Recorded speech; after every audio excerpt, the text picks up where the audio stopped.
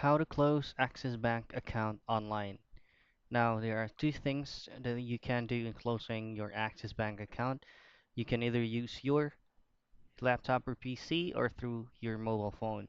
So, the settings that we're going to is actually the same goes with your mobile app or your mobile phone.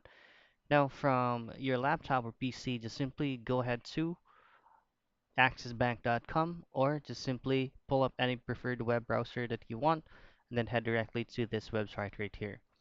Now, before you proceed on submitting a request on removing or deactivating or closing your account with Axis Bank, make sure that your balance is currently at zero. If you have a remaining balance, then you'll have to transfer it to another bank or any e-wallet that you have personally. Now in here, all you have to do is just simply log in to your account, and then once you logged in, just go ahead to My Accounts and then click on Account Closure.